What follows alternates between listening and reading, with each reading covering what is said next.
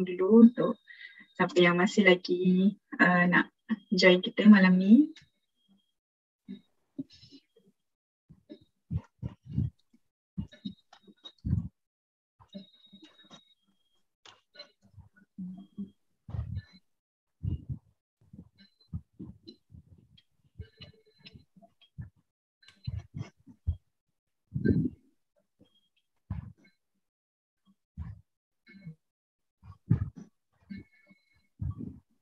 Siapa tak ada pen boleh sempatlah ambil pen kejap.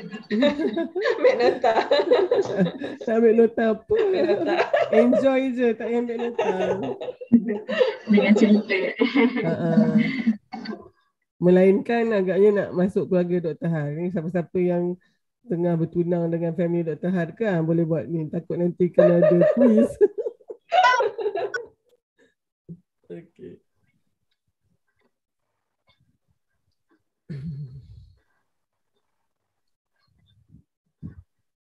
Okay, jam menunjukkan 9:15 minit. So, InsyaAllah kita akan mulakan sesi malam ni. Suara Afif macam bergaung sikit, Afif. Ada tak agaknya buat devices lain ke, kena off dulu kot. Macam Dr. Har dengar macam gaung sikit. Kejap lah, kejap lah.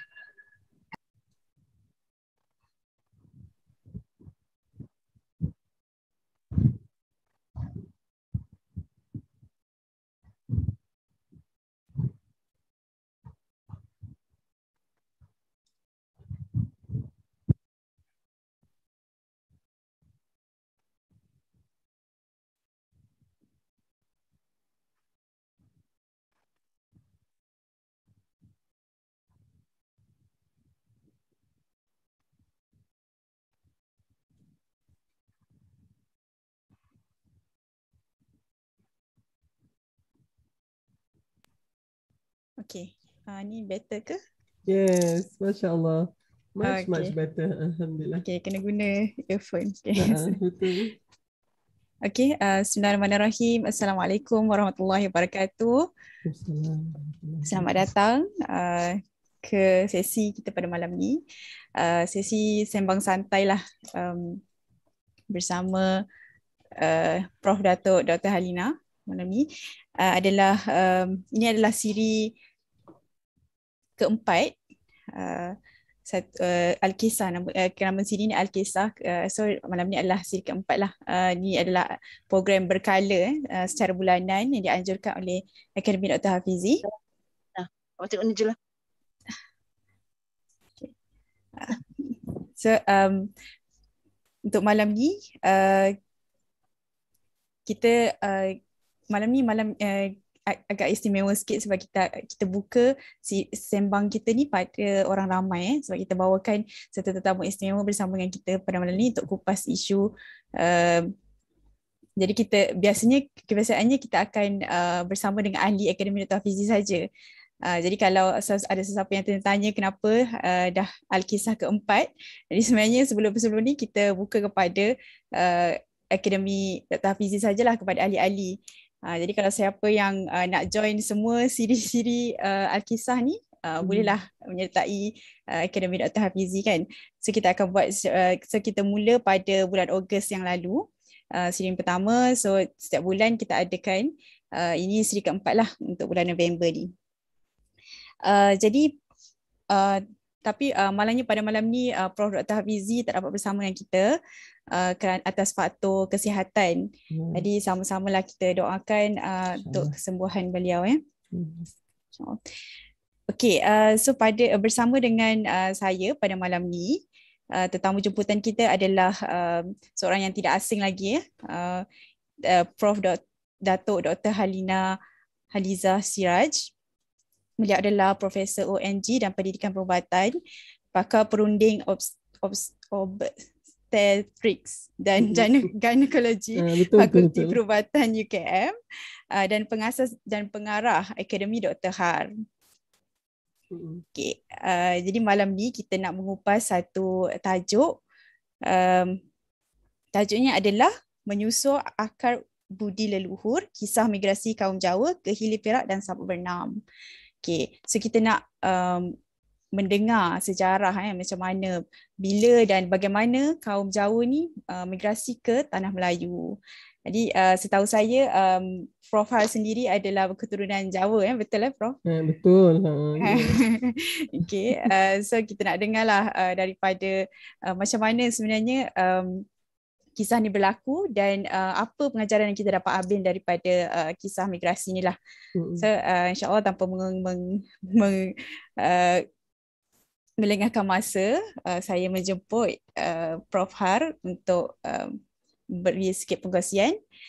Kemudian kita akan pada akhir sesi ni sebelum mungkin dalam 10-15 minit kita akan adakan sesi perbincangan Q&A.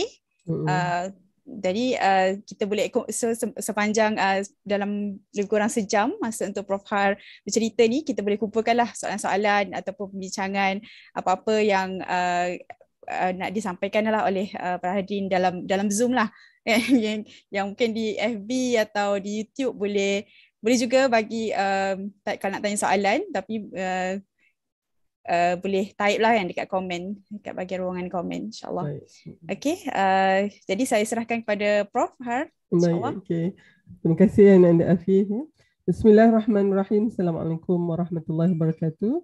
Alhamdulillahirrabbilalamin. Wassalatu wassalamu ala ashrafil anbiya wal mursalin wa ala alihi wa sahbihi ajma'in.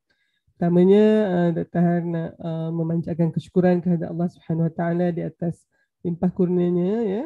Ini adalah pertama kali Dr. Har membentang di laman media sosial ni tentang sejarah lah, ya. Dan sebagai seorang yang latar belakangnya perubatan ni, rasa macam cuak sikit ni, ya. Sebab takut nanti kalau sejarah kan orang ngantuk kan, orang tidur, tapi saya nak ucapkan terima kasih pula kepada Akademi Dr. Hafizi, Akademi Sejarah Dr. Hafizi ni dan tim, ya, Afif, ya, Abdullah Umar dan juga Asma ni. Kita doakan ya Prof Dr. Hafizi Maknu segera sembuh, ya, dan diberikan kesejahteraan, ya. Walaupun bagaimanapun ini juga satu ingatan untuk Dr. Har lah. Maknanya kalau Dr. Har pun nanti dah uzur ke apa, Akademi Dr. Har ni boleh teruskan, ya. Itu pentingnya, kena cepat-cepat buat akademi ni, ya. Itu satu. Jadi Dr. Har pun sebenarnya Dr. Hafizi adalah ya seorang mentor, ya, seorang abang untuk Dr. Har, khususnya dalam konteks sejarah, dan dia sangat banyak memberi galakan, ya, untuk Dr. Har mencatatkan, ya, membuat dokumentasi dan apa, kerana dia merasakan dia sangat, ya, orang yang sangat menghargai sejarah ni. Kita tahulah kan, dia dengar saja, ya, dan Dr. Har ke mana saya Dr. Har pergi, Dr. Har akan pastikan, ya, kalau ada sejarah tentang perkara apa, macam contohnya Dr. Har ke Cape Town dan jumpa dengan Melayu Cape, ya, ataupun bangsa keturunan orang-orang Melayu, yang tu orang pertama yang Dr. Har refer adalah Dr. Hafizi, dan sering kali dia akan memberikan tambahan kepada pengetahuan yang Dr. Har ada. Jadi hari ini Dr. Har kira ni sebagai membalas budi dia. Dr. Har rasa bila dijemput tu sangat berbesar hati. Dan satu lagi yang Dr. Har bimbang ni, bila sejarah ni kadang tu takut kita macam syok sendiri ke kan, cerita pasal sejarah kita macam tu kan, ya. Tapi apapun, Dr. Har ni perjuangan pertama, ya, Afif. Jadi kalau misalnya ada apa-apa maklum malas, ya, mohon sangat diberikan. Dr. Har juga nak ucapkan selamat datang jugalah kepada ni kita kaum kerabat Dr. Har lah ni. Saya nampak pakcik saya ada tu, Tuan Haji Ahmad Dadiri Anwar, ya, yang nanti ceritanya tentang mbah saya ni, dan mungkin kalau ada silap tu nanti dia bagi tahu saya lah. Tapi jadi ini antaranya ada anak-anak saya pun, ada Syifa dan Dina Sofia ni. Saya kata tolong datang dengar how does it sound like, ya, bagaimana mendengar tentang cerita keluarga kita tu nanti, ya. Okey. Tak maaf kat belakang tu ada bunyi sikit. Okey. Alright. Dr. Har akan mulakan dulu, ya, sekejap. Okey, slide Dr. Har ni mungkin tak banyak sangat, tapi adalah juga, ya, beberapa audio yang akan Dr. Har anikan. Like, nantikan saya sharekan. Okey. Boleh nampak, Afif? Boleh betul. Boleh betul. Alhamdulillah. Okey ya. Saya nak mencari satu gambar yang saya rasa macam mana nak mengatakan tentang menyusur akar budi leluhur tu. Jadi saya dapat satu gambar yang saya tengok tu dia resonate dengan saya. Watermark dia tu tak apalah ya.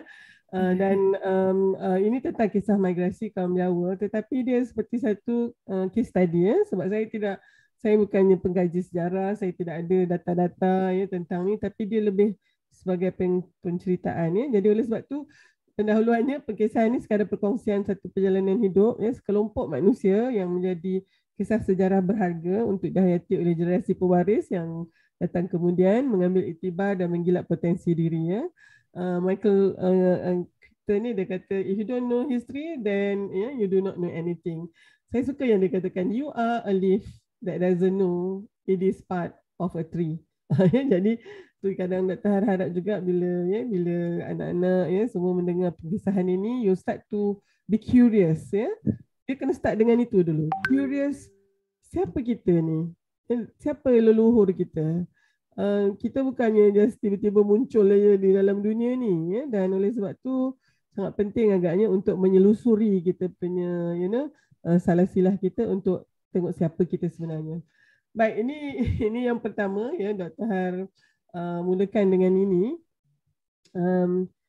Sebenarnya fokus Dr. Har nanti adalah tentang dua insan ya, Haji Abdul Rahman, almarhum Haji Abdul Rahman bin Ihsan, atau namanya sebelum pergi haji Deraman bin Ihsan, yang merupakan datuk saya daripada belah ayahanda saya, dan almarhum Haji Anwar bin Haji Ramli yang ini adalah mbah saya ataupun datuk saya daripada belah bonda saya.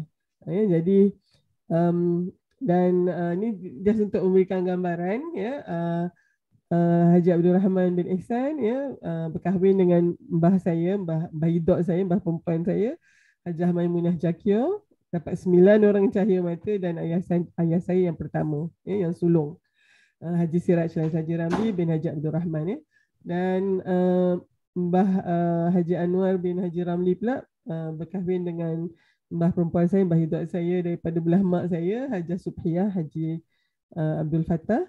Saya tak ada gambarnya, jadi tapi mungkin saya belum cukup mencari lagi ya daripada simpanan pakcik-pakcik saya yang lain, tapi 9 orang juga cahaya mata. Tadi masa saya siapkan slide ni, anak saya Dina kata, oh dulu memang 9 ni anak ni.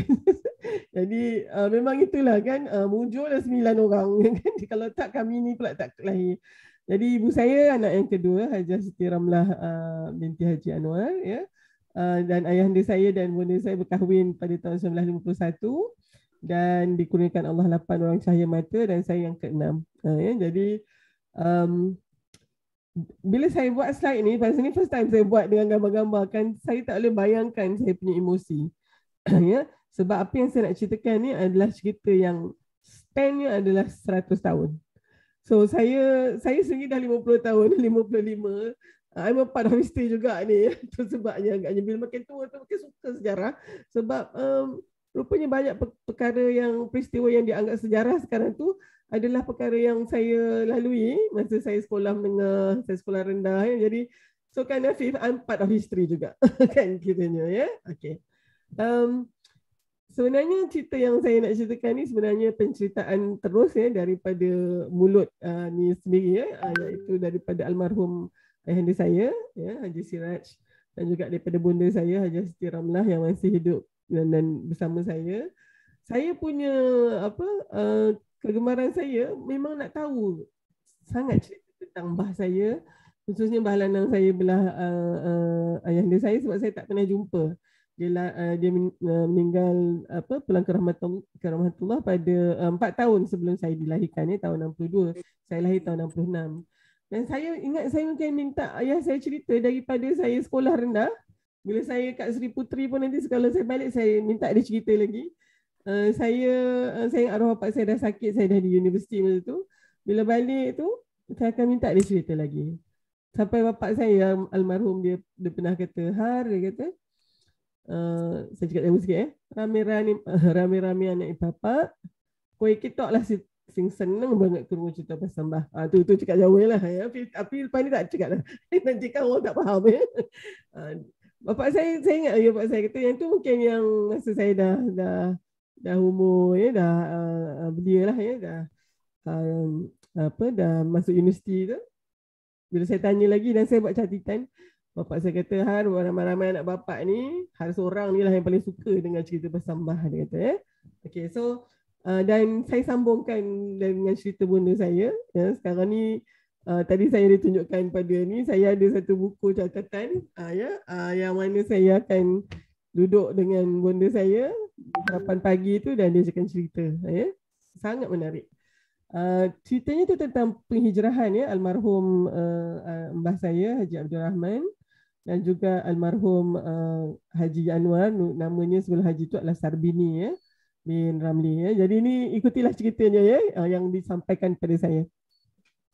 Mbah Haji Mbah Hanang saya ni ya, almarhum Haji Abdul Rahman Ihsan ini, dia juga dikenali sebagai Pak Lurah Haji Abdul Rahman Sungai Tawa dia panggil ya, Sungai Air Tawa sebab bernam ya. Dia lahir sekitar awal 1890-an. Saya tak ada dia punya catatan the exact date dan exact year.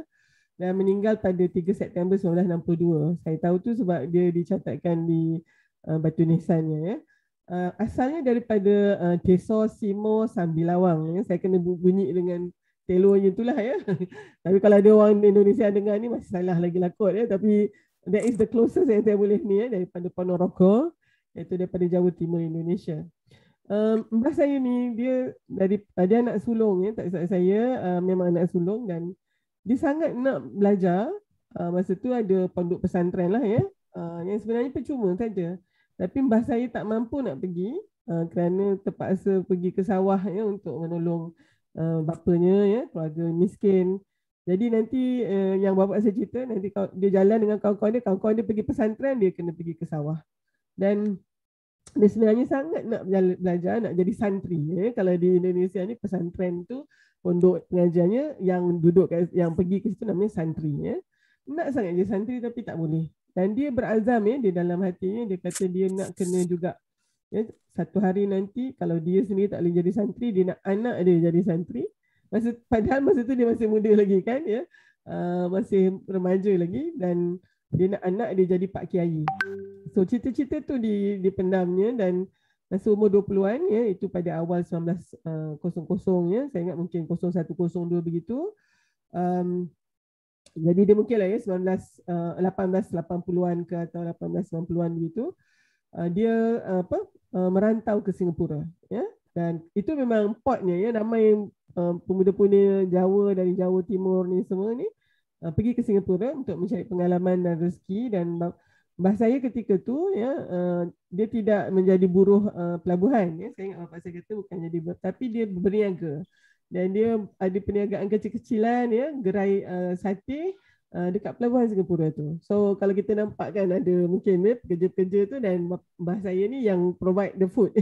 Jadi dan dia satenya pula orang kata sedap ya. Setiap kali saya tengok sate sekarang Hafiz, saya akan ingat arwah. Sebab ya bila dia tapi hati dia tu masih lagi duk kata macam mana dia nak hantar anak dia sampai ke Mekah tu kalau dengan sate ni. Dan arwah bapak saya kalau cerita tentang mbah saya ni, saya nampak air mata dia. Ya sangat ya, dan dia sambil bapak saya tu sambil kipas dengan asap tu kan, dia duk fikir macam mana ni dengan duit sate ni, macam mana nak hantar anak dia ke Mekah.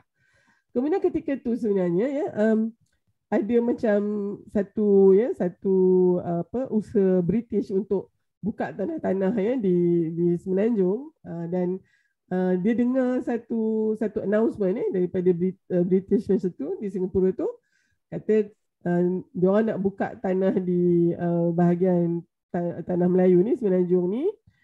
Siapa anak-anak muda yang kuat dan nak meneroka tanah dan dapat akhirnya dapat tanah, dan di situlah ya tapak kekayaan itu, dalam bahasa Jawanya kesukihan ya. Sukih ni makna kaya ya. Jadi kena adalah ni. Announcement British tu kata pergilah dekat dermaga nombor berapa, ada kapal kat situ. Contohnya hari Sabtu ni pukul 12.30 hari kita akan bertolak. Macam tu ya. Jadi announcement tu lebih kurang seminggu 2 begitu, dan arwah mbah saya ni dia rasa ni peluang dia. Tapi dia tanyalah kawan-kawan dia ya, dia punya pelanggan ya, macam mana ni kalau dia nak pergi ke tidak ni ya, pergi ke tempat nak menukar tanah apa semua ni lah. Semua akan kata buat apalah pergi kan, ini Singapura ni dah seronok dah ni, kau pun dah gerai pun dah semua orang tahu semua ni, bodoh kalau nak pergi. Ya, tapi akhirnya mbah saya buat keputusan menjual gerai sate dia ni kepada kawan dia, dan dia naik ya kapal tu dan berlayarlah kapal tu menuju ke bahagian hilir Sungai Perak dan di bahagian Datuk sebenarnya ya. Jadi kapal tu dipenuhi oleh ya lebih kurang bapak saya kata 30-40 anak-anak muda yang semuanya Jawa. Dan salah seorang ya di situ adalah dikatakan ya berketurunan Raden ataupun raja bangsawan kiranya, yang saya leluhur kepada Tan Sri Zahid Hamidi sebenarnya kan, sebab Tan Sri Zahid Hamidi dia datang daripada bahagian Datuk. So saya tak dapat nasahkanlah yang tu, tapi bila dia orang sampai ke muara sungai Perak tu, maka kan payah bakar ya, jadi dia tak ada pun pelabuhan apa ketika tu, maka diturunkan sampan dan benda ni naik sampan tu dibawa sampai ke tepi pantai dan ditinggalkan di situ. Bapak saya cerita bahawa mereka terpaksa meredah ya lumpur ya, pantai lumpur tu, dan naik ke pantai tu tak ada pun jati ke apa ya. So naik dengan batang-batang pokok kelapa yang tumbang, pokok-pokok hutan yang tumbang kat situ. Dan ya, kebanyakan mereka sebenarnya terkejut sebab mereka ingat mereka pergi ke tempat yang mungkin ya, penempatan manusia tapi tak ramai lagi begitu. Ya, Afif, dia orang tak sangka dia orang pergi ke hutan belantara yang virgin betul-betul ya. Dan dibandingkan dengan Singapura yang ketika tu ya mungkin dah masya-Allah kan, dan almarhum ayah saya kata kawan-kawan bah saya ni ada yang menangis ya, menyesal ya. Menyesal lah kan, apa nak buat ni.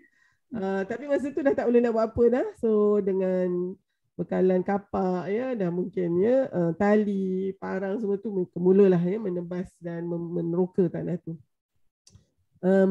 Dan ketika ni bapak saya selalu kata tangan bahanang saya tu ya, almarhum Haji Pak Lurah ni, tangan dia berkematu ya, sebab dia pegang kapak kan, sangat makna tangan dia memang berkematu begitu kan. Okey. So jadinya ini desa Sambil Lawang yang daripada Ponorogo tu. Ponorogo ni kat Jawa Timur ya, dekat kalau pergi Surabaya tu dekat bawah macam tu. So dekat ini saya try trace balik, Sambil Lawang tu adalah desa dekat Kecamatan Bungkal ini ya, Kabupaten Ponorogo ni. So kemudian dia ya migrate ke ini Ponorogo Jawa Timur ke Singapura. Dan daripada situ dia pergi ke Hilir Perak lah ya, dan di Bagan Datuk ya, Bagan Datuk. Sekarang nama dia Bagan Datuk lah kan. Dan dia punya pengembaraan tu macam ni agaknya. Ini desa dia, saya cuba tengoklah kan macam mana agaknya. Saya belum sampai lagi Ponorogo desa Sambil Lawang ni. Tapi ialah ya, suasana desa yang damai, tapi dah ramai orang lah tentunya kan. Kepada ini saya ambil gambar Singapura pada tahun 1900 something. So mungkin inilah agaknya gambaran yang saya imaginekan. Afif, saya ni sangat imaginatif ya. Jadi saya cuba bayangkan apa agaknya yang bah saya nampak masa ni. So ini adalah Singapura, suasana pelabuhan yang sibuk. Kemudian dia orang kena pergi kat ni hutan ya, suasana hutan belantara ya, payah bakau ini. Dan bapak saya dia ada satu words yang saya akan ingat anak-anak saya tahu lah ni ya. Orang Jawa panggil hutan ni alas ya, bukan alas meja tu tapi alas tu maksud dia hutan. So ayah saya kata, mbah, dia kata dia tengok alas kong liwang liwung. Ni maksud dia hutan belantara yang setebal-tebalnya lah. Ya, dia macam superlatif ya. Alas kong liwang liwung. Saya anak saya dia buat ni password. Alas kong. So tak ada siapa agaknya yang ni. So alas kong liwang liwung ni maknanya memang ya is dalam arwah ayah saya kata memang ada semua elemen kat situ lah ya. Segala binatang buasnya ya. Tapi mereka ya so terus membuka tanah ni. Okay, so ini antaranya kalau tengok dari sudut satelitnya, sebenarnya Bagan Datuk adalah di sekitar ni, betul-betul di tepi pantai. Yang ni Sungai Perak dan sebelah ni adalah Sungai Bernam. Jadi dia macam this part lah sebenarnya. So dia landed here. Saya tak tahu exactly kat mana, tapi dia punya caranya dia orang buka tanah tu, tebang pokok semua, dan bila dah clear sikit tu dia akan bahagikan sama-sama dia orang. So dia take turn. And then daripada sini ada Teluk Intan tau Dulu nama dia apa ni? Afif, Teluk Ensin, Teluk Ansun. Tapi orang panggil Teluk Ensin. Daripada sini ni dia ada administratif punya office. Mana apa pejabat tanah yang bawah British lah So the officer akan datang ke Bagan Datuk ni tengok berapa banyak yang dia orang dah ni. So dia orang nanti akan ukur tanam dia punya pancang-pancang semua, dan sebahagian akan jadi gazetted sebagai government land, yang sebahagian lagi diberi kepada yang peneroka ni. So that's how diorang actually mula dan tanah situ sangat sesuai untuk kelapa. So mereka mula so diorang take turn. Akhirnya turn mbah saya, dia ambil yang the crossover Sungai Selangor ni. Maka ni sekarang Selangor lah so ini di Sungai Air Tawar ni. Kat sini mbah saya dia punya penerokaan dia tu dekat sebelah sini. Walaupun kalau ikutkan bonda saya, dia kata ada dah settlement kat sini tapi dia orang tak dapat majukan tanah tu. Jadi mbah saya yang first kali majukan dan tanam benih-benih kelapa semua, dan akhirnya saya ingat mungkin dalam tempoh 5-6 tahun begitu, masing-masing anak-anak muda yang selai sepinggang mulanya tu kerana kegigihan mereka ni kan, akhirnya menjadi tuan tanah.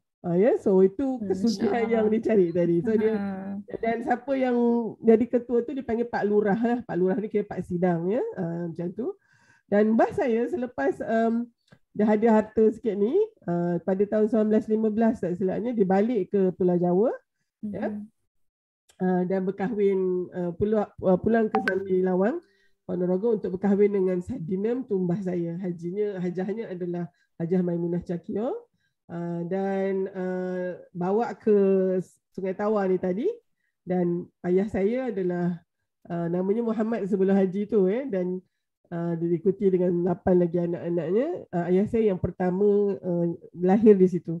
Jadi ayahanda saya sendiri is born here.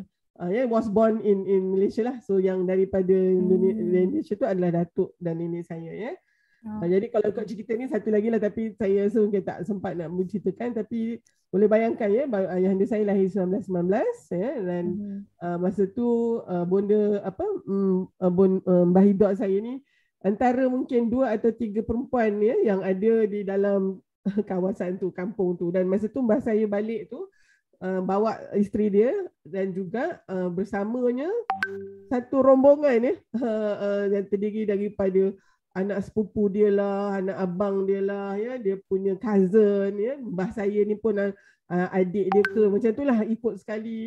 So itu yang jadi ramai tu sebab mereka ni dia dibawa ke situ untuk bekerja di ladang kelapa masa tu. Jadi mbah saya tu dia dan tanah-tanah dia itu diberikan untuk ni atas bila mereka tu kira macam gaji dia orang jugalah. Dan di sinilah sebenarnya kalau kita tengok ramainya anak-anak muda daripada Pulau Jawa ketika tu mulalah berhijrah. So jangan lupa ni mbah saya di Sarawak, tapi yang di Bagan Datuk tu pun macam tu juga So dekat situ tu yang jadi ramai orang Jawa kat situ tu okey. Dan ni persemadian almarhum mbah saya tu meninggalnya pada 3 bulan September 1962 kemudian saya cerita pula pasal mbah lanang saya daripada ibu saya pula almarhum namanya Sarbini ataupun hajinya adalah Haji Anwar, lahir pada 1909 dan meninggal dunia pada 13 Mei 1984. Tarikh sangat ni yang 13 Mei tak boleh lupa. Dan saya masa ni Hafiz, saya tengah tunggu SPM result. Saya SPM tahun 83 habis Disember. Dan ketika ni saya dah dapat result, tengah tunggu nak masuk universiti macam tu dan asalnya daripada Desa Cambul, Perenggong, Purworejo. Ini daripada Jawa Tengah pula Indonesia. So kalau Afif biasalah kan orang Jawa ni dia kalau daripada Jawa Timur tu dia punya bahasa dia ada kelainan sikit dan bahasa daripada Jawa Tengah ni, bahasa ini orang Berkelan, dia punya bahasa dia kadang-kadang dengan wak, ya, wak, bibik semua tu yang daripada Jawa Tengah. Saya dari kalau yang dari Ponorogo kita tak sebut wak bibik tu, kita panggil mbok de, pak de, ya, maknanya de tu datang dari perkataan gede, ya, besar. Jadi kalau orang Perak dia mak cak lah, ya, mak cak orang mak besar kan. Dan juga lek tu atau lek tu boleh jadi pak lek atau mbok lek tu adalah mak cik dan pak cik, ya, yang cilik, yang kecil. Jadi kalau saya ni mbok de dengan pak de, dia macam tu, ataupun mbok lek dengan pak lek. Itu antara perbezaannya lah, ya. Jadi mbah saya ni dia berhijrah ke Tanah Melayu tahun 1918 masa berusia 9 tahun. Mengikut sebenarnya sebelum tu lagi almarhum moyang saya, ya, Haji Ramli ni, dia dah pergi dulu, dah migrate dulu ke Sungai Tiang, iaitu di bahagian-bahagian Datuk tu. So you can imagine lah, dia start agaknya 1900 something, so by 1950, 1918 tu dah banyak lah aktivitinya kan. Tapi moyang saya yang pergi dulu, dia ada seni ketukangan, kesenian tangan yang baik, ya. Jadi dia tukang rumah, tukang buat masjid, dan juga dia seorang yang juga santri dulu. So dia juga boleh dia menjadi siak dan, ya, bilal pada masjid tu lah, sambil dia buat sendiri masjid tu, ya. Tapi bukan masjid dia lah, ya, tapi dia yang antara tukangnya, ya. Dan apabila dia dah kat situ, dah dapat tanah macam tu, dia balik ke Indonesia, ambil anaknya, mbah saya ketika tu umur 9 tahun. Dia bersama isteri dia, mbah saya yang perempuan ni pula, mbah Yuk saya ni, Waryam, ya. Mbah Yuk saya ni pun dia seorang santri perempuan orang kata tu, sebab dia boleh mengaji juga.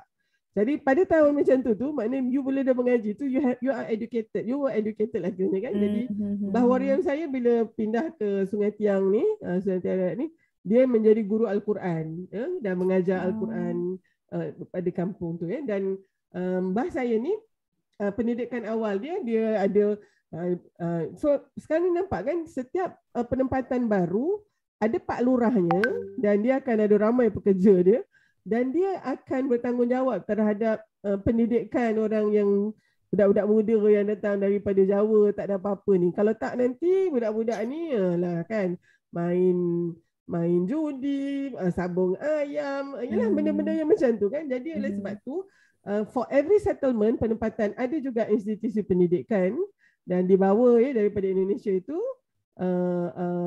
santri-santri ataupun pak kiai muda ni, ya, sama ada dengan family dia orang yang kecil kan, dan berkembang di sini, ataupun dia orang datang bujang, dan adalah pondok pesantren. So ketika tu di Sungai Tiang tu sudah ada pondok pesantren yang kecil sajalah untuk yang diinikan oleh Kiai Hasan, dan mbah saya juga pergi ke sekolah rendah Sungai Balai di Rungkup, so dia boleh membaca, ya, tulisan Rumi dan seterusnya. Seorang pelajar yang sangat pintar, ya, terang hati, dan suaranya, ya, mbah saya punya suara memang, ya, bersuara emas, ya. Dan ketika ni Pak Kiai ni dia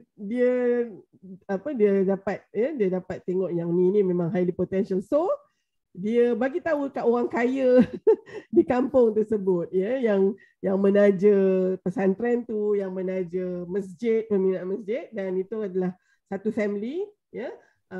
Yang Pak Lurah di situ namanya Tuan Haji Abdul Fattah, ada adik namanya Tuan Haji Abdul Latif, adiknya Tuan Haji Abdul Fattah, ya, adik kabam gitu. Tapi yang Tuan Haji Abdul Fattah ni yang merasa okey, saya sponsor lah, ya, anak pintar ini. Ni kira macam Petronas Scholar lah ni tau, ya. Dia tu mana ada scholarship kan, ya. Jadi dihantar belajar ke pesantren balik ke Indonesia, ke Pacitan, ya, pada tahun 1929. Dan pada 1931 dikahwinkan dengan anak sulungnya, iaitu mbah saya, ya, Hajah Subhiyah. So dia macam ada vested interest jugalah, ya. Dia macam nakkan menantu tu seorang yang Pak Kiai pula kan. Jadi dan ini sangat common berlaku. Ya. Dan selepas tu tahun 31 tu pergi dulu belajar ke Mekah, ya, menuntut di sana dengan Syekh Bakir di Masjidil Haram. Dan balik tu sebenarnya dah kahwin lah, tapi agaknya ya bila dah balik tu mbah saya pun dah makin dah lebih matang lagi. Dan selepas tu ya lahirlah adik-beradik dan mak saya sendiri lahir tahun 1938 ya. Mbah saya ni lepas pulang dari Mekah tu dia jadi imam muda lah ya di Masjid Istiqamah Sungai Tiang Darat. Nanti saya tunjukkan masjid tu ya, selepas Bagan Datuk Perak. Lulus peperiksaan pentaulihan ya Imam Masjid Agama Islam Perak masa tu di Kuala Kangsar. Mbah saya lulus dan dia mengasaskan sebuah pondok pesantren ya di Sungai Tiang pada tahun 1946 hingga 1960. Ya, tu pesantren dia. Dan mungkin tu kalau catatan yang ada di dalam ulama dalam kenangan selepas almarhum Mbah saya meninggal. Dan kalau pesantren ni selalu dia akan tengok berapa bilangan santri ya. So santri tu ramai sampai mungkin 100 orang juga at one time ya. Dan dia datang daripada Johor, Selangor ya, Sabak Bernam dan Banting gitu. Dan dalam masa ni juga ada juga ya pak kiai lain begitu. So dia orang dan kalau cerita arwah bapa saya pula, dia pun ya kerja dia ya pergi semua pesantren ni. Dia memang suka sangat belajar. Jadi mengajar kitab perukunan dalam bahasa Jawa ya. Ini kitab yang masih saya ada dalam simpanan bonda saya. Ya, yang ini perukunan Jawa. Nampak macam tulisan Jawi kan? Tapi dia sebenarnya Jawa. Ya, so dia bunyi dia macam ni. Saya akan cuba. Ya, mudah-mudahan ni dia punya teks. Saya pun tak tahu nak baca lah. Tapi bila ya saya minta maaf, saya mungkin tak berani nak translate apa yang mak saya cerita ni. Jadi just dengar saja. Ini macam kira macam nasihat ya, gurindam nasihat. Ya, orang Jawa ni dia banyak guna gurindam. Kalau ingat puisi lagu Opik kan yang ubat hati tu semua tu ya. This is how dia orang belajar lah ya. Okey, dengan suara mak saya sekejap. Saya sudah lebih kurang 2 minit ke 3 minit je tu. Bismillahirrahmanirrahim. Alhamdulillahirabbil alamin. Wassalatu wassalamu ala sayyidina Muhammad wa ala alihi wasahbihi. Kejap. Alamak, kenapa? Amin. Bantu. Ojo gumun, susu menter, tidak sengkleh. Besok tua, sikut bengkong, susu gambleh. Ojo bunga, rambut mireng, dawa dadi. Besok tua, wan mebluk kaya medi. Kabeh awak tambah tua tambah rusak. Angin ilmu tambah tua tambah enak. Ajeng ilmu kudu nejo ibadah. Maring Allah, lapas-lapas bisa tambah. Dene onon ngaji tua kurang sebab ngaji penejane gawe mirange malu lah. Lanang wadon bos pasti dadi jodone. Wadon ngaji lanang mulang wajibane. Ngajarlah mulangan. Wajibane. Wong ning laki wajib taat lawan bukti. Sebab tua wajib taat ora berhenti. Sampai tua wajib taat ora berhenti. Jangan bayi pula. Wong wis tua kudu tambah tawakal ngaji. Sebab tua iku perek mari mati. Perek cedek lah, perek mari mati. Kaya iku lanang wadon tuwa enom. Sebab pati ora mesti tuwa enom. Ngaji ilmu angel. Ngaji ilmu iku angel, ora gampang. Aja gampang. Maring ilmu iku aja gawe gampang. Aja gawe sembrono rasane. Ngaji iku ingkang ngati-ati. Lawas-lawas iku sebab bisa dadi ngerti. Ya. Dipaham lah. Dene ngaji ora gelis ngerti sebab ngaji atine kepengin rabi. Kamu deh. Mengko tuwa repot teman aku saiki. Waktu mau aku ora gelem ngaji. Kaya aku isane getun ngono. Oke.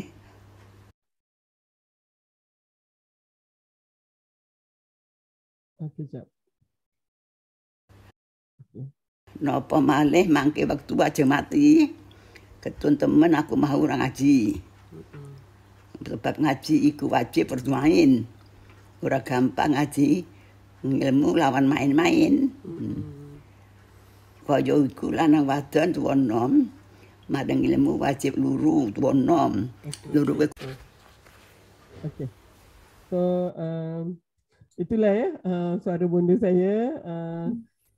Kalau anak-anak saya, Mbah ni cakap laju sangat. Tapi bila dengar Mbah baca, itu memang bahasa dia, so dia very very slow, very sangat boleh dipaham lah ya. Okay.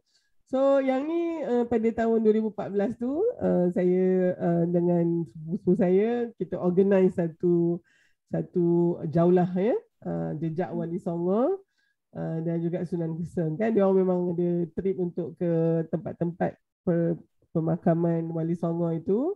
Dan Sunan Geseng ini adalah adalah antara murid yang paling tersohor untuk Sunan Kalijogo ya. Salah seorang daripada 9 wali itu namanya satu tu Sunan Kalijogo, dan dia ada anak murid ataupun pengikut dia yang paling ni adalah Sunan Geseng. Geseng ni dalam bahasa Jawa maknanya dia hangus ya. Dan adalah cerita dia, mungkin Dr. Har kena Alkisah yang lain pula lah ya. Tapi Dr. Har punya family ni kalau ikutkan Mbah Wariam tu yang saya kata menjadi guru mengaji ya, bila pindah ke Malaysia tu, ke Tanah Melayu tu, dia sebenarnya adalah keturunan yang ke-11 daripada silsilah Sunan Geseng ni. Dan mbah saya ni adalah yang ke-12, ibu saya yang ke-13, dan saya ni mungkin yang ke-14 lah, tapi dah jauh lah dah ya. Jadi kami sebenarnya cuba buat sedikit pencarian ya, mencari leluhur ni. Ni adik ya, bonda saya dengan adik-adiknya ya. Pasal mak long saya ataupun yang sulung dah lama tak ada.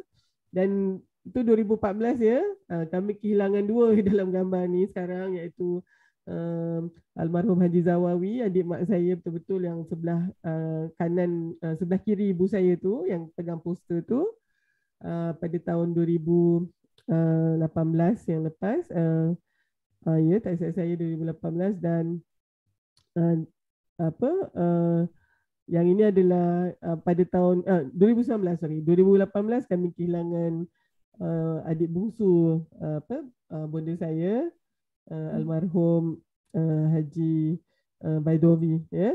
Jadi so yang ini kami ada representatif lah ya setiap tu, dan nanti saya tunjukkan lagi gambar ni. Kami sempatlah sampai ke kampung Jambul tu ya, kampung yang mana asal mbah saya Kyai Haji Anwar ni, yang dia tinggalkan pada tahun 1918 tu ya. Dan ini masjid kecil ya, kita sempat solat sekali ya. Dan ini masjidnya, desa Kecamatan Jambul lah kot ya, Jambul dan juga Brenggong ni ya. Inilah dia kampung mbah saya. Dan kami berjumpa dengan ya, waris Sunan Geseng generasi ke-9 di situ. Dan ini adalah mbah, kalau pangkatkan ini adalah mbah pada mak saya pun kalau ikut ya, kalau ikut salah silahnya. Yang ini adik-beradik bonda saya yang ada ya, yang almarhum dah 2 orang ini. Yang ada masih ni adalah Pak Dul saya, Haji Abdul Halik, dan juga Haji Ahmad Dariri. Saya ada juga di sini alhamdulillah dalam Zoom kita ni. Ini saya punya Lek saya, Lek Biah, dan juga saya punya Lek Badriah ya. Ni adik mak saya, dan mak saya ni kiranya yang paling tua lah ya. Dan inilah dua-dua mbah tadi ni ya. Okay. So kami bergambarlah kat luar tu. Masa mak saya jumpa ni, masa saya punya almarhum pakcik saya ni, pak bayi saya ni lah ya, yang terpanggil Pak Rakil ya, yang bungsu. Dia tunjukkan salah silah tu, and then dia pun rupanya ada salah silah juga. Dia orang cross betul ya. Dan masa tu mak saya kata, Har jumpa Har punya moyang ni. Saya dia punya rasa tu tak tahu nak rasa lah ya. So ini bila bertemu dengan ni. Okey. Jadinya Saya nak macam nak conclude jugalah ni ya.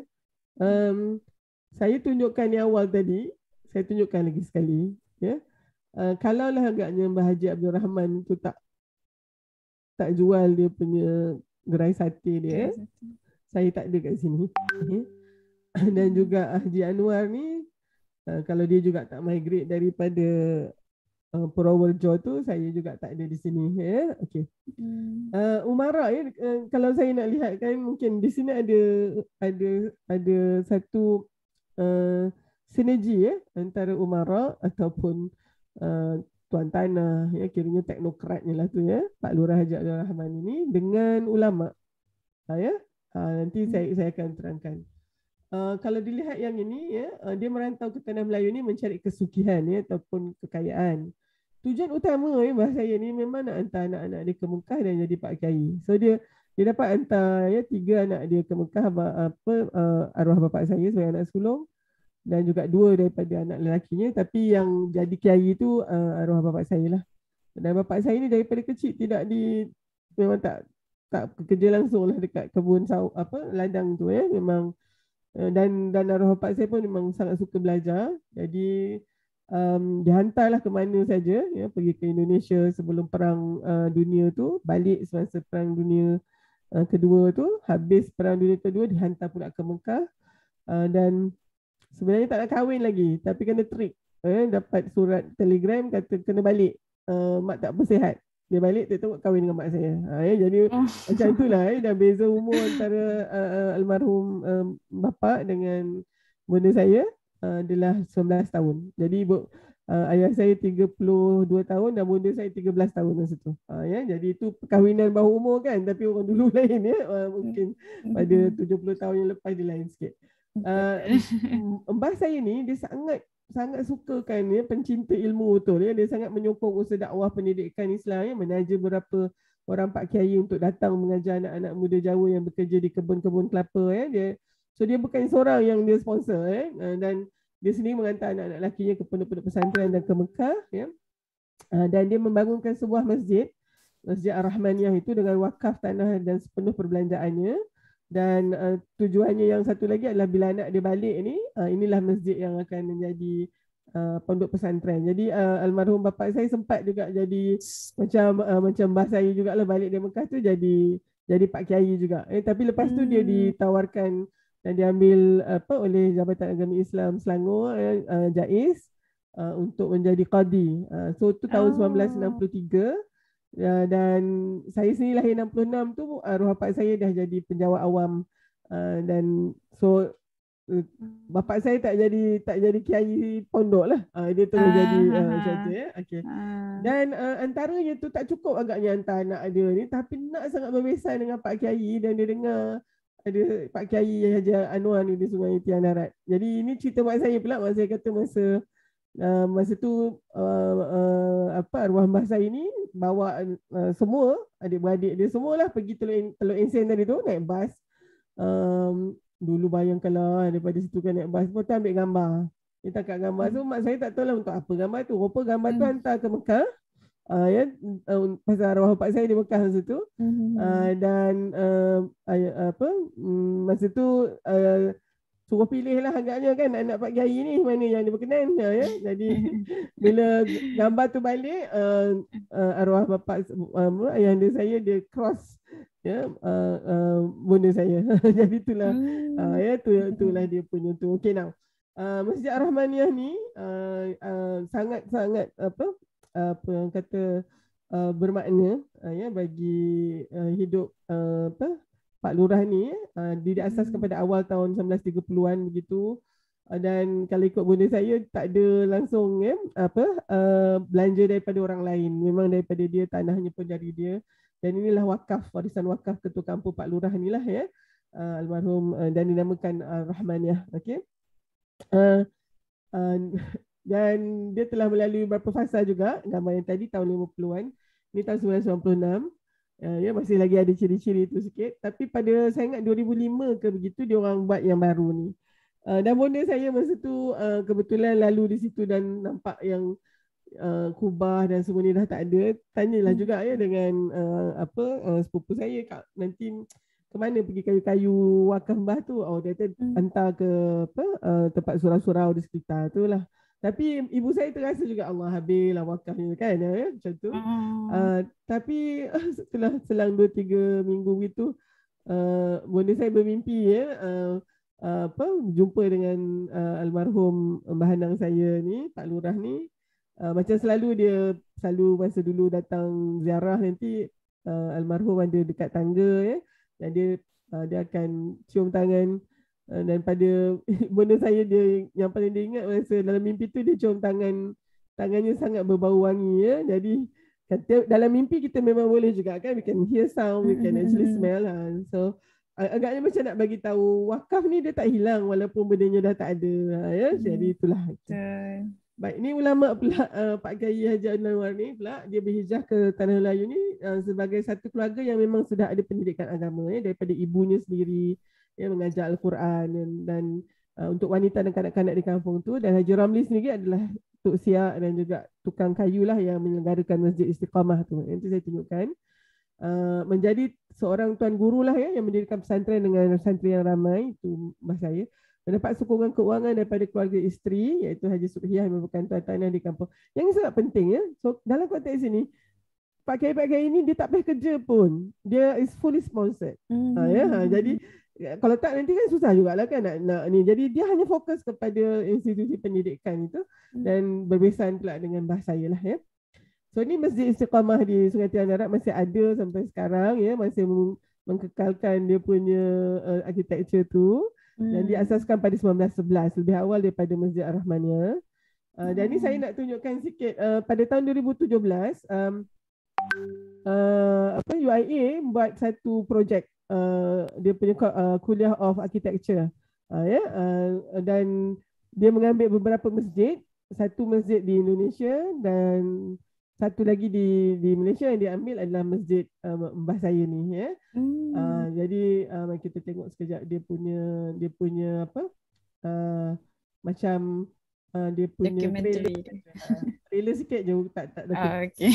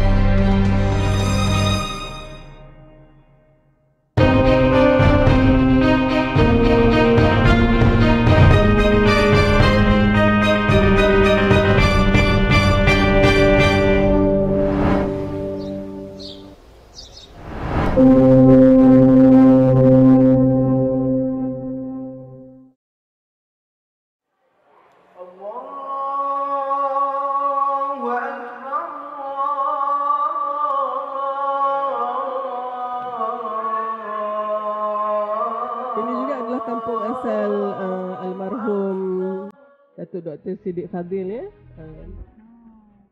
Datang dari tempat yang sama.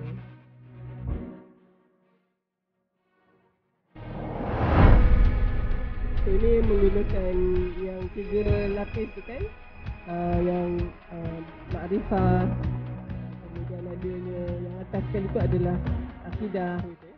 Ini dia punya kolam, untuk wuduk. So Mbah saya Kiai Haji Anwar pernah menjadi imam lah di sini, ya. Tahan nak kena kurangkan punya suara. Okay, alright. Yang ni saya paling cantik ni. Cantik.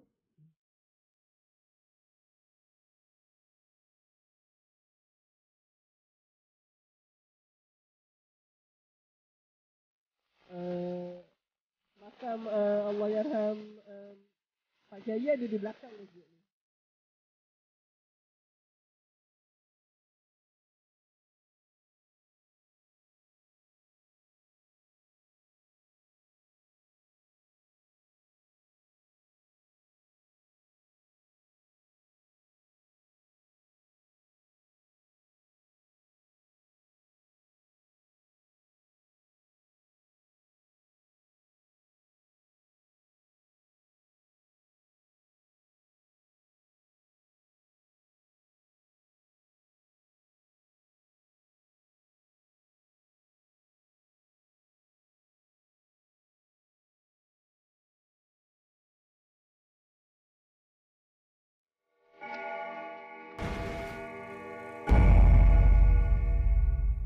Okey.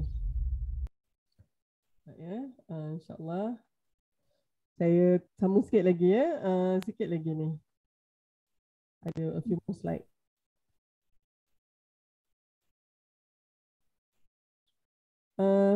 Ini satu kajian yang diterbitkan oleh Dr. Taufik Ridha ya, daripada Pengajian Melayu UM dengan rakan-rakannya di Indonesia tentang migrasi tradisi pesantren Jawa ke Malaysia awal abad ke-20. Ya, dan kalau dalam konteks ni sebenarnya memang adalah ya kiai-kiai ni ketika tu ya, ini nama yang selalu saya dengar ketika saya kecil ya, Kiai Muhammad Ali Qaribun yang daripada Bantul Yogyakarta ke Banting ya. Kiai Saleh ni ke Timur ya, di Temuh dekat kat Perak tu. Dan ini juga adalah kiai pada almarhum bapa saya. Antara pondok pertama yang dia pergi mengaji adalah di di Temuh Perak tu. Dan Datuk Kiai Samsudin Ridwan ini saya sanaknya pun menjadi pegawai tinggi agama juga di Johor sekarang ya, yang ini di Johor. Dan ini sebenarnya kawan almarhum bapa saya ketika dia menjadi santri di Tebu Ireng ya, di Indonesia juga. Dalam kajian ini dia mengatakan bahawa faktor yang menyebabkan migrasi orang Jawa ke tanah Melayu, satu faktor ekonomi, mencari kesugihan dan kekayaan, itu apa yang almarhum mbah saya ya, memang itu yang menjadi punca utamanya kenapa yang dia jual dia punya ya gerai sate dia tu untuk mencari kekayaan ni. Tapi yang saya rasa sangat ya terharu tu, kekayaannya tu digunakan untuk membangunkan tradisi keagamaan di dalam rumahnya ya, dalam keluarganya. Kalau ikutkan daripada Indonesia tu, dia bukannya keluarga santri ya, tak ada. Tapi dia sendiri dengan anaknya sendiri pergi dan berbesan pula dengan Pak Kiai, dia pula sponsor. Itu satulah ya. Dan mbah saya yang Kiai Haji Anwar, pada saya lebih kepada faktor agama ya, maknanya dengan tanggungjawab dia untuk memastikan orang lain dapat ilmu ya, dan dia sendiri pun. Tapi saya rasa di situ ada faktor pengukuh ya, dan ini mungkin satu yang kami nak kajilah di UKM, minta doa daripada semua bahawa di situ ada satu kerjasama dan jalinan strategik ya antara pemilik tanah dan golongan kaya, yang mungkin kita boleh namakan umarak lah ya, dengan golongan kiai dan guru pondok pesantren ni lah ya, ulama di kalangan penduduk awal komuniti Jawa yang bermigrasi ke tanah Melayu. Oleh sebab tu saya kira ya tradisi komuniti Jawa di Hilir Perak dan juga di sekitar Sabak Bernam, kita memang ya ada tradisi tersebut ya, dan saya juga difahamkan ada juga yang nak mengkaji tapi kita tak banyak ya kajian tentang pondok-pondok pesantren ini. Mungkin sebab satu tak banyak dokumentasi, tapi macam pengkajian tentang pondok-pondok pengajian di Kelantan ya, di selatan Thailand banyak. Tapi yang ini macam tak berapa banyak lagi. Mungkin tidak banyak dokumentasi dan juga itulah saya rasa mungkin kalau ada anak-anak yang datang daripada Sabunam dan Bangan Datuk ni yang tak buat PhD lagi ni boleh buat ni. Dan untuk lihat dan ada juga usaha untuk menggazetkan ya daerah Sabak Bernam itu sebagai mungkin Serambi Negeri Selangor sebenarnya, Serambi Mekah Negeri Selangor ya. Okay. So saya nak akhiri dengan ni, Isaac Newton dia kata, if I have seen further, it is by standing on the shoulders of giant ya. Dan inilah dua giant saya yang mana saya berdiri di atasnya ya. Di atas bahu mbah saya, Mbah Hanang Pak Lurah Haji Abdul Rahman. Kecintaan dia kepada ilmu ya, keteguhan azam dia, jauhnya pandangan dia ya, dan kepimpinan ya. Saya yakin untuk menjadi Pak Lurah tu bukanlah senang ya. Jadi kalau ada apa pun agaknya bakat kepimpinan yang ada dalam diri saya, mungkin DNA itu datang daripada dia lah ya. Mbah Hanang saya pula yang Pak Kiai Haji Anwar ni, kesarjanaannya ya, keteguhan ilmuannya, dan juga dia memang ya bakat pengucapan awam dia sangat baik. Saya mungkin banyak kena berterima kasih lah dengan dia punya pewarisan tersebut ya, insya-Allah. Jadi mungkin sebagai yang di leluhur yang di ujung-ujung ni ayat Quran yang paling saya yang paling dekat ni dengan diri saya adalah doa daripada surah Al-Ahqaf ayat 15 ni. Doa ni juga sama dengan doa yang dibaca oleh Nabi Sulaiman ya. Nabi Sulaiman Dekat betul. surah An-Namlu ayat 19. Lainnya kat belakang sikit tu ya. Auzubillahi minasyaitanir rajim. Rabbi auzi'ni an ashkura ni'mataka allati an'amta 'alayya wa 'ala walidayya wa an a'mala salihan tardah wa aslih li fi dzurriyyati inni tubtu ilaika wa inni minal muslimin ya. Ya Tuhanku, berikanlah ya aku ilham petunjuk ni supaya aku dapat mensyukuri nikmat-Mu yang telah Kau limpahkan kepadaku dan kepada kedua orang tuaku dan kepada leluhurku yang lain kan. Rupanya nikmat yang ada kat kita hari ini ni, tuan-tuan dan puan-puan, sebenarnya bukannya datang terus ke kita. Dia datang daripada leluhur kita. Kalaulah agaknya tidak ya, terdetik hati mbah saya tu untuk ya naik kapal tu lah hari tu, mungkin cerita kami lain lah ya. Dan begitu jauh pandangan dia, begitu gigih dia kan, tak apalah bersusah pun ya, begitu rajinnya tu ya.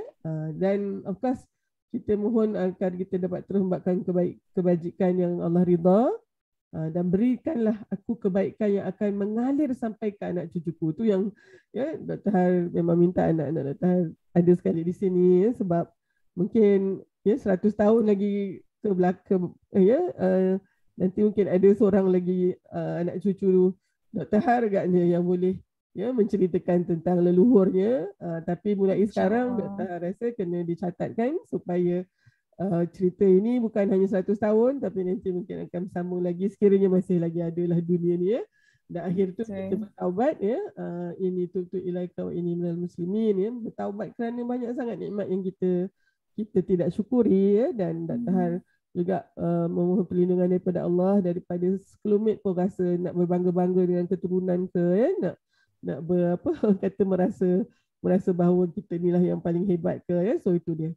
So Dr. Har rasa itu saja dulu ya. Mungkin bolehlah kan kita nak berhenti 10.30 kan. So insya-Allah terima kasih banyak Afi. Okay, alhamdulillah, terima kasih Prof Dr. Har. Masya-Allah menarik sangat cerita Dr. Har malam ni, rasa macam tak puas dengar. Best lah dengar apa ni, Prof Har tahu begitu banyak kan sejarah daripada family sendiri kan. InsyaAllah sebelum tu saya ucapkan selamat datang kepada semua, sebab ada yang nampak macam ada yang baru masuk juga tadi. Selamat datang ke siri Al-Kisah yang keempat bersama dengan Prof Dato' Dr. Halina Hadiza Siraj pada malam ni. Jadi insyaAllah kita dah habis perkongsian daripada Dr. Har. Jadi saya buka kepada semua hadirin untuk sekiranya ada soalan ataupun apa-apa komen ataupun kongsian yang nak disampaikan, boleh tekan raise hand ataupun boleh terus bersuara atau boleh terus di ruangan chat. Untuk yang mendengar di YouTube pun boleh menulis di ruangan komen juga. Jadi saya buka sekarang, insyaAllah. Saya cuba baca juga tu. Banyak juga komen kat Pesanan-pesanan tadi tu kalau boleh saya yang arwah bonda saya bacakan tadi, dia lebih tentang ilmu lah. Ya, maknanya macam tingkat awal tu walaupun kita awal-awal tu memang sihat walafiat lah kan, tapi nanti bila dah tua tu semuanya dah tak ada, dan banyaknya menasihati jangan tunggu sampai tua. Nanti bila dah tua tu tak dapat nak ilmu tu, nanti dah susah dah, ya. Maknanya nak belajar tu mestilah belajar dari sekarang, ya. Dan mungkin saya nak respon sikit ni. Kim Muhammad J, ya, dia kata banyak sebenarnya migrasi orang hebat, ya, dari Indonesia ke Malaysia. Kami jejak waris ibu Jawa Tengah, ya. Dan dia sebenarnya begini, siapa yang diaspora ni atau maknanya yang daripada tempat asal pergi ke tempat lain, mereka memang mempunyai ciri yang luar biasa, ya.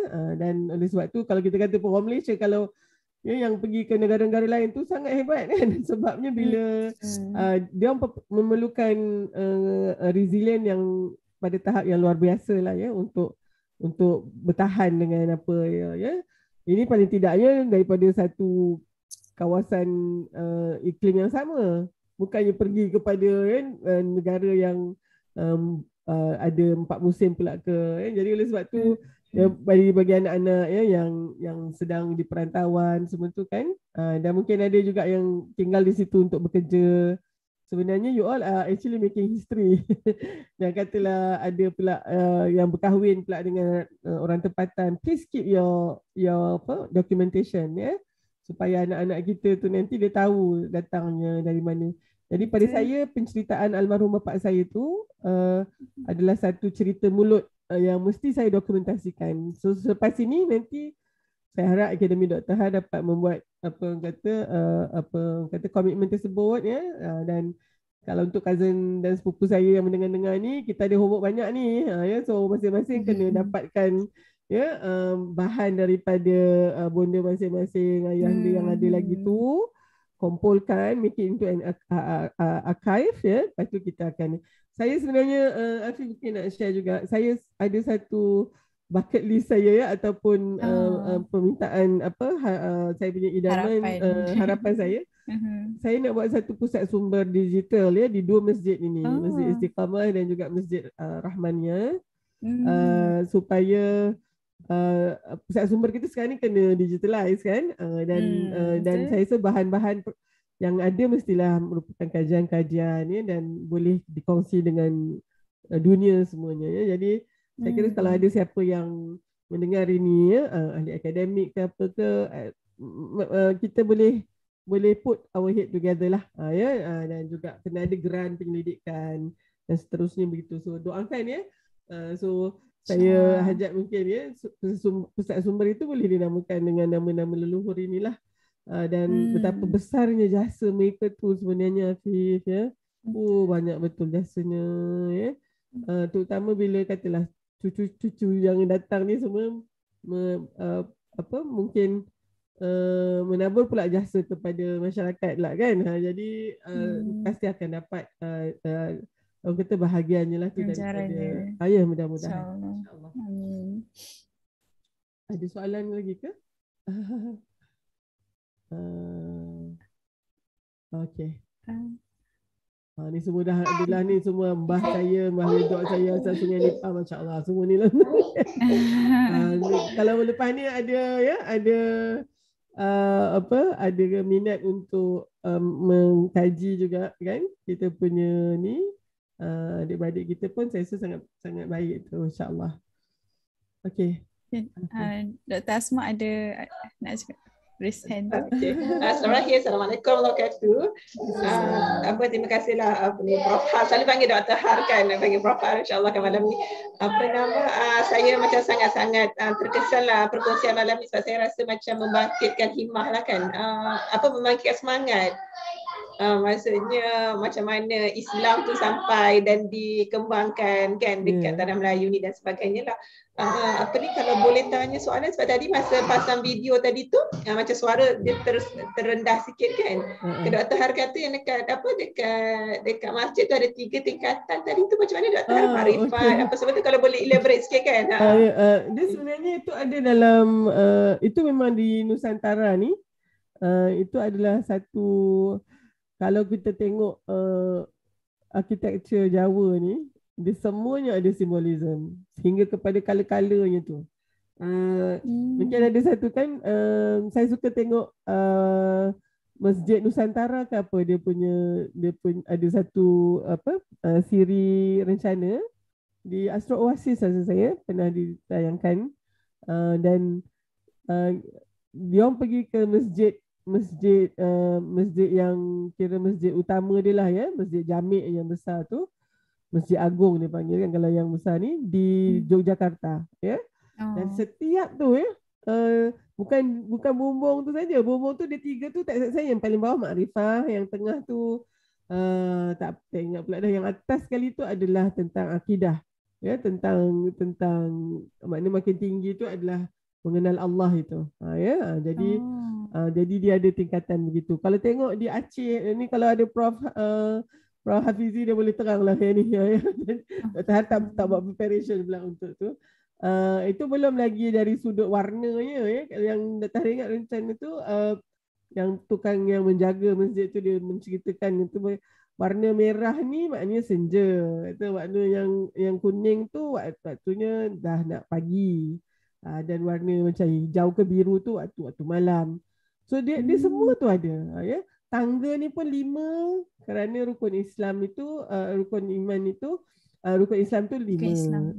Lepas tu yang itu pula 6, sebab dia memang ya seolah-olah dan kalau kita lihat yang ini bukan arkitektur Jawa, tapi kebanyakan rumah ibadah ini pintunya pendek je. So orang yang nak masuk tu kena menunduk supaya merendahkan diri. Di dalam Masjid Jawa tu pula dia ada kat luar tu gapura dia panggil. Gapura ni sebenarnya dia macam gerbang, dan perkataan itu gerbang itu tempat kita memohon ampun dengan Allah dulu. Gapura tu inilah supaya bila masuk ke masjid itu kita dalam keadaan yang bertaubat, kan, keadaan tidak meninggikan diri. So dia ada gapura dia tu ya. So tu sekarang kita kata gapura seni ke macam itulah. Tapi kena ingat juga bahawa dari Indonesia ni dia masih banyak lagi hingga sekarang juga ada percampuran ya antara mungkin ya amalan-amalan mistik contohnya tu. Jadi tapi kalau kita lihat mereka yang pondok dan santri ni, dia mungkin juga ada dia punya tarikat ya, tarikat tertentu. Jadi kalau ada pondok tu, Pak Kiai ni kan ya, dia bawa tarikat yang ni. So dia ada dia punya wirid dia tu. Wirid tertentu itulah ya. Yes Lina dia nak tanya. Saya nampak dia angkat tangan. Yes. Terima kasih Prof. Assalamualaikum semua. Yes nak tanya. Yes minat sangat dengar yang kitab tu, nanti memang nak kena dengar lagi kat YouTube banyak-banyak kali, nak bagi terngiang-ngiang sikit kan. Sedap betul dengar. Cuma yes tadi masa tengah baca tu, masa bonda tahap baca tu, ada sebut agaknya lah ada, kalau tak silap ya, ada sebut beberapa kali pasal hormat. Terima kasih. Ada sebut. Dekat situ dia punya nasihat tu untuk orang lelaki, untuk orang perempuan. Ya, wang lanang, wang wedon, tu lelaki perempuan, macam itulah banyak ni. Jadi pada pandangan saya bila saya mula dengar mak saya baca tu, saya sebenarnya biasa dengar masa mak saya muda-muda dia akan baca kitab tu, dan saya pernah tengok kenapa saya tak boleh baca kitab ni, saya kata sebab dia bukan Jawi macam selalu mak saya kata ni kitab Jawa, dan dia sebutkanlah kan, dan dalam itu menunjukkan bahawa pengajaran itu memang untuk dua-dua, orang lelaki orang perempuan, ya, jadi mungkin gender equality di dalam pendidikan tu sebenarnya sudah in place ya, dekat kat situ tu, maknanya the woman themselves will actually be empowered with knowledge. Dan in fact mbah saya yang Mbah Waryam saya tu pun sebenarnya cikgu mengaji tu. Ya, maknanya dia dah memang ada juga asas pendidikan. Ya. Jadi dan mereka akan maknanya dalam pondok-pondok pesantren itu, ya Afif maksud dia kitab perukunan inilah yang dibaca. Ya. Saya pun dalam proses nak bagikan kitab ni ke perpustakaan awam Negeri Selangor untuk diarkaifkan ni, kalau tak nanti dia akan hilang kan. Begitulah. Okey. So, InsyaAllah. Okay, dah 10.30 dah tu. Okey lah. Ya. Mudah-mudahan dia dapat saya harap kita hadiahkan Fatihah lah untuk mbah-mbah kita semua yang InsyaAllah kan. Dan itu juga menimbulkan semangat untuk kita pula untuk pastikan apa pula yang kita nak wariskan ke bawah tu. Almarhum bapa saya ni, masa saya kecil, yang doa yang paling terngiang-ngiang di telinga saya yang dia akan baca tak pernah tinggal adalah doa Nabi Ibrahim AS yang tentang warina manasikana, ya, tentang minta Allah jadikan keturunan itu orang yang menunaikan salat, ya. Tak pernah lupa tu. Saya duduk dengar, ya, manasikana tu, ya Allah. Ya, dia berulang-ulang kat telinga ni. Dan oleh sebab itulah agaknya, ya, kita sebagai ibu dan ayah ni, kita kena tak kira lah anak kecil mana pun kan Afif, kita dah kena ada satu plan apa yang anak kita akan ingat pasal kita, yang seterusnya akan diceritakan pula kepada anak cucu kita nanti. So, kalau kita ni tidak memberikan contoh yang baik, kita mungkin dan satu lagi, Jawa ni dia ada dua bahasa dia. Yang selalu orang dengar tu Jawa kasar lah, Jawa yang memang Jawa yang kira Jawa pasar je lah kan.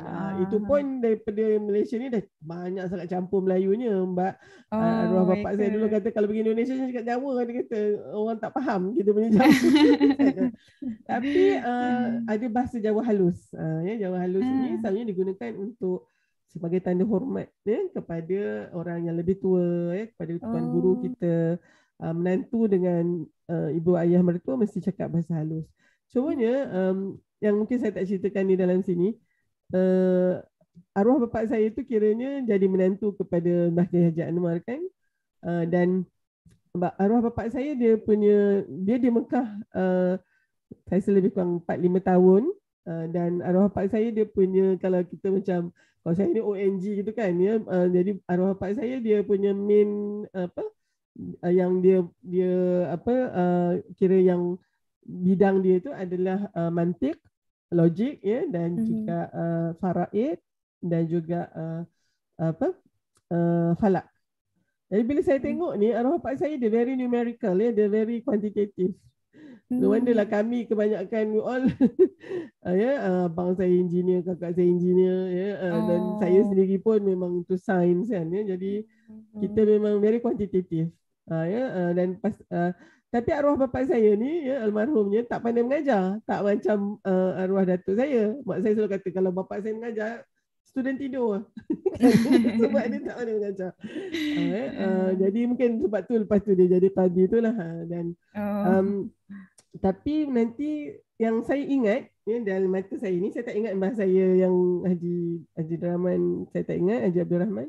Tapi mbah saya ni saya sampai saya form 5 kan, saya nampak macam mana the immense respect they have for each other. Ya. Setiap kali nanti arwah bapak saya datang, balik kampung, jumpa kira bapak mentua dia kan, but they were like good friends tau, ya. They will spend hours. Dia cakap orang putih pula dah. Dia akan apa orang kata, yang saya ingat mata saya ni, saya ingat kepala saya ni, ya. Macam mana dia orang berdua dekat tepi tingkap, ya, natural light tu, dan buka kitab. And they engage into ni. And ya, arwah mbah saya ni, Haji Anwar, akan bercakap dalam bahasa halus dengan bapak saya.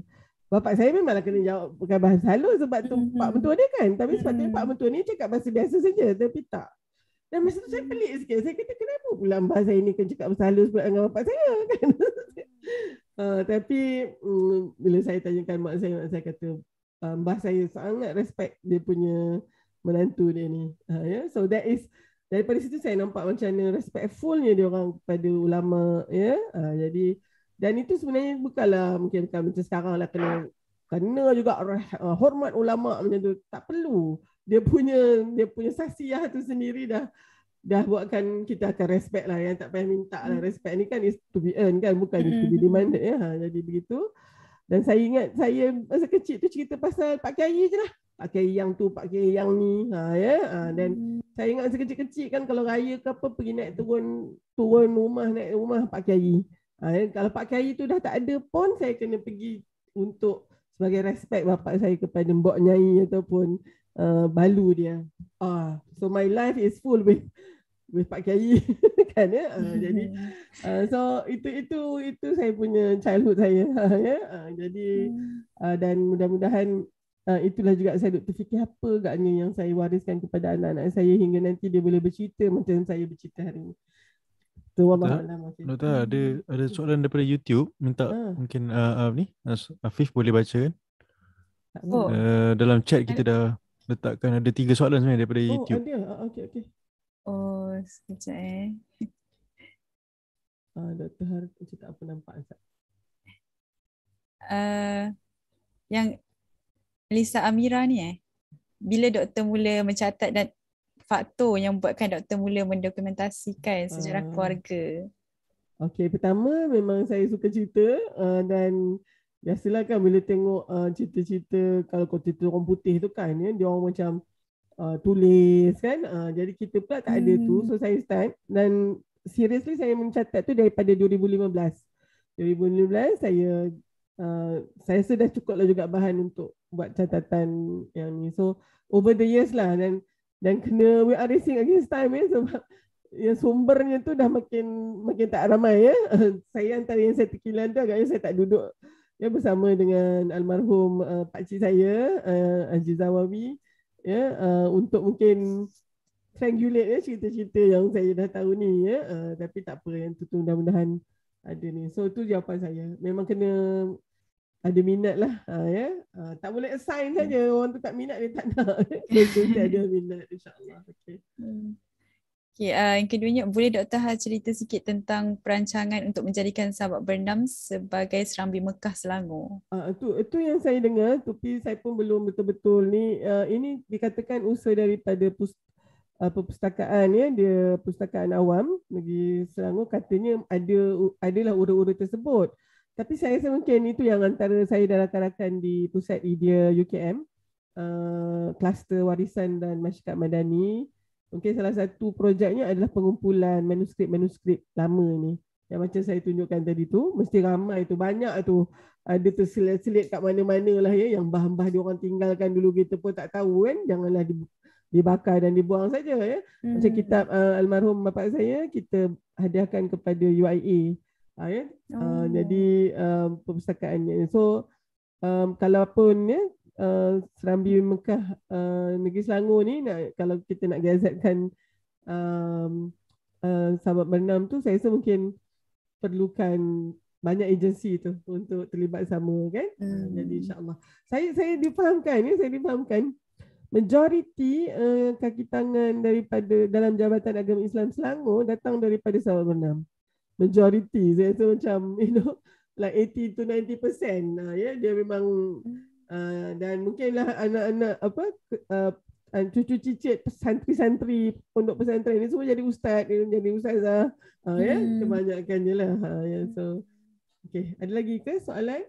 Ini daripada Siti Fatimah Siraj. Itu kakak saya ni. Adakah usaha untuk menterjemah kitab bahasa Jawa tentang adab dan tauhid ke bahasa Melayu?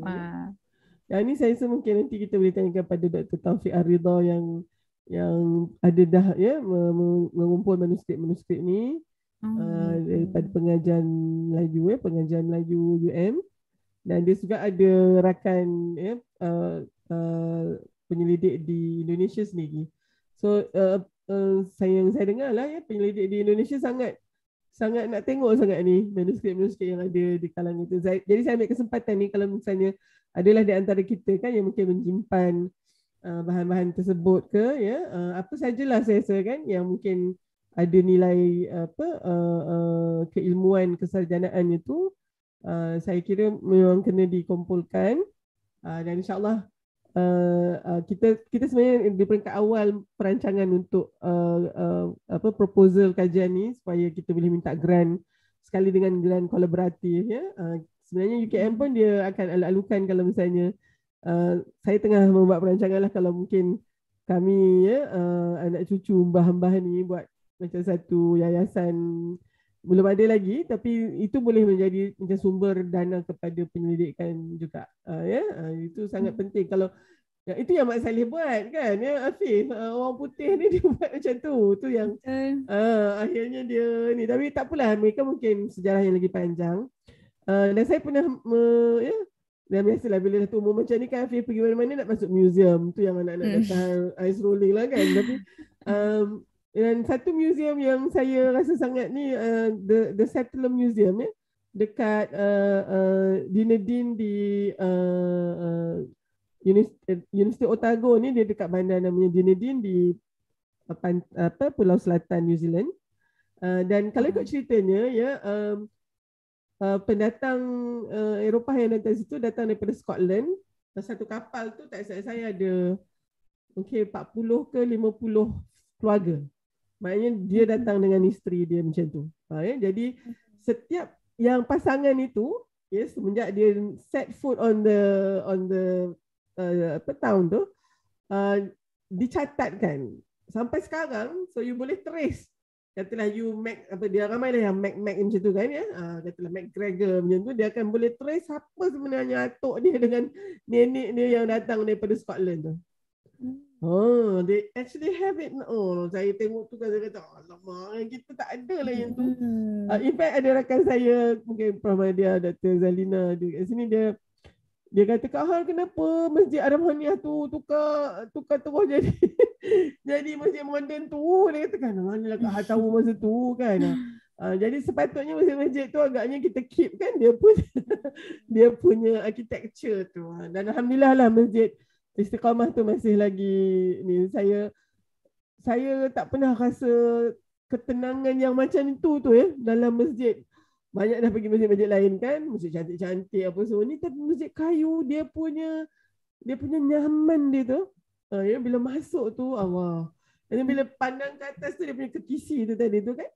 Dekat tu ada semua ayat Qurannya, masya-Allah.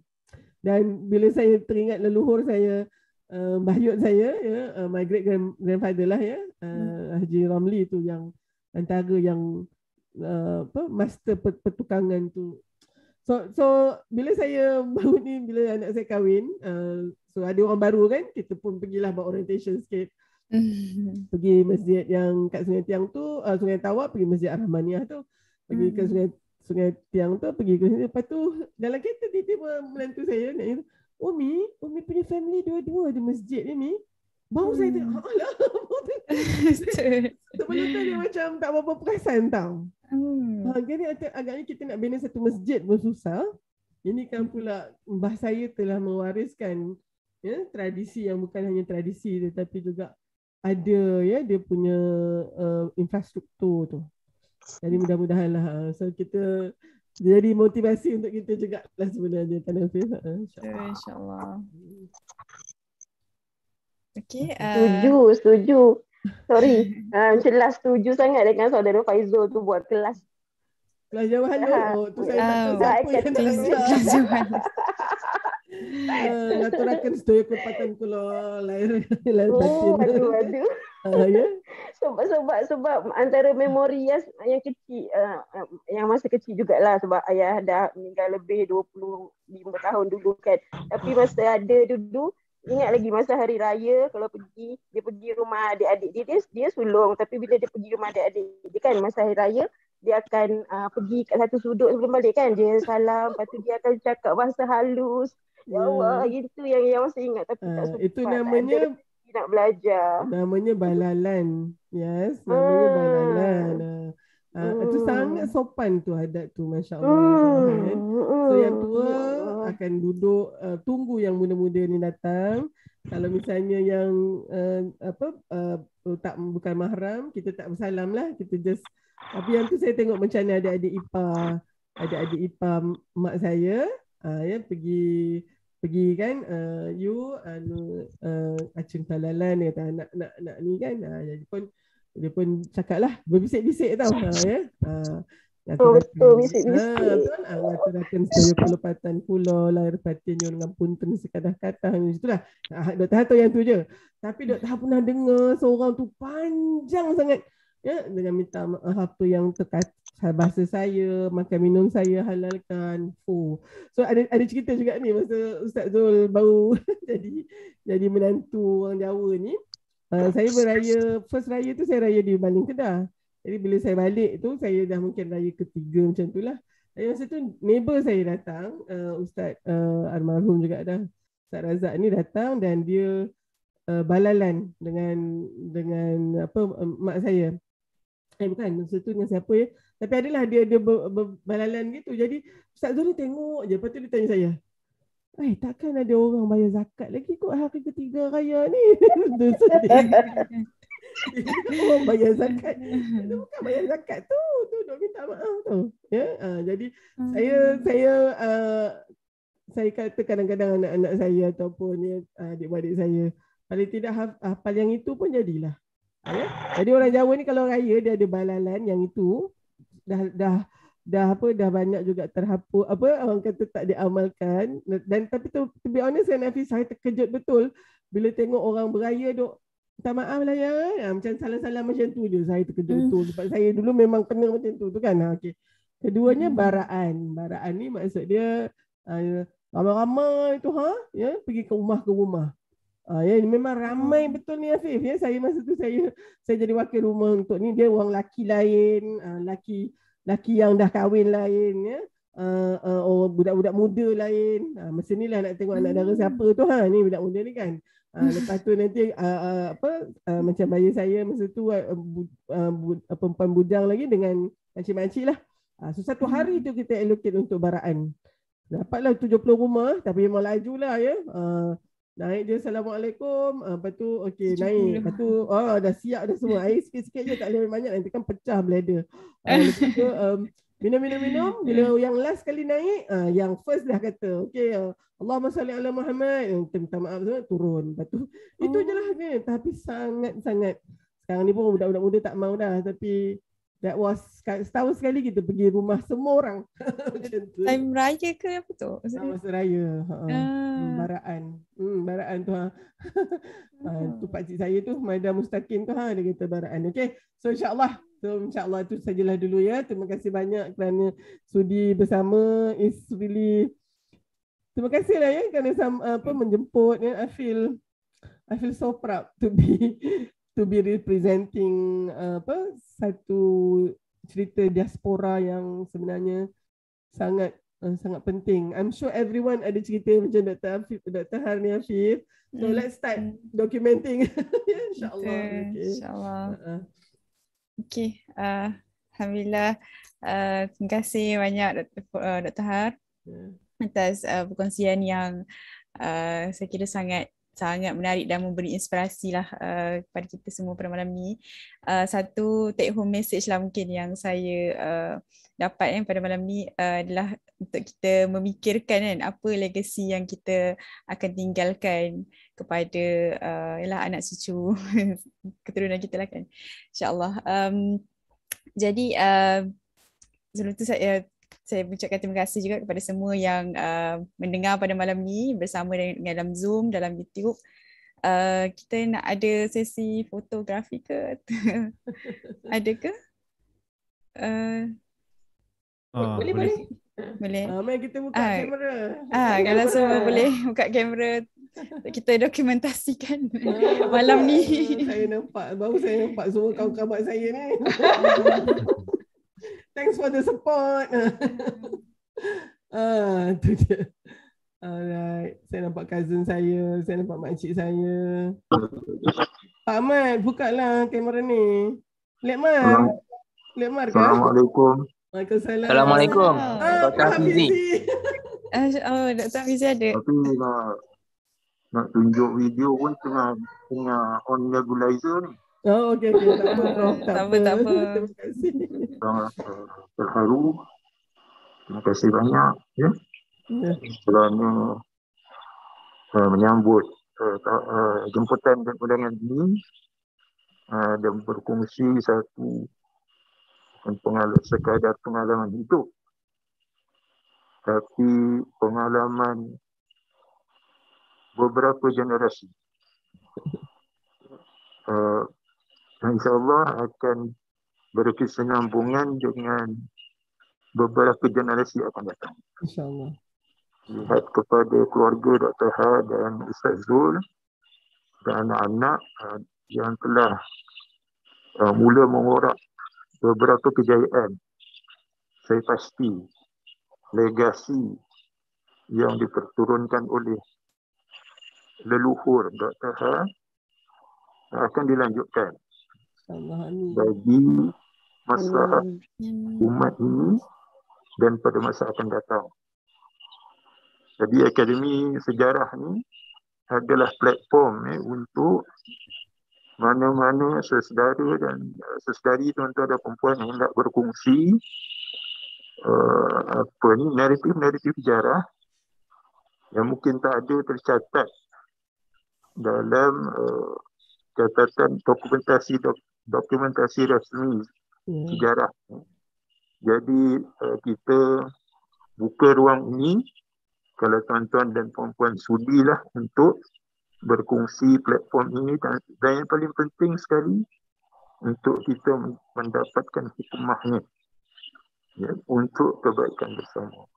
Saya yakinlah semua yang hadir pada malam ini telah pun mendapat manfaat yang cukup besar, dan semua orang menanam seperti kita untuk melahirkan bibit-bibit yang seperti yang telah dikongsikan oleh Dr. Shah tadi, untuk kesinambungan generasi kita pada akan datang.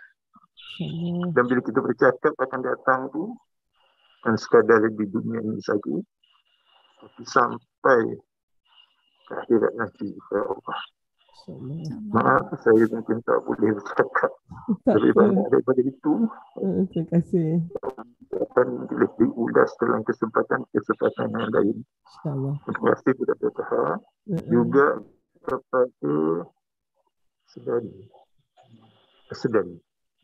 saudari Afif Aliana yang telah mengendalikan sesi ini dengan cemerlang.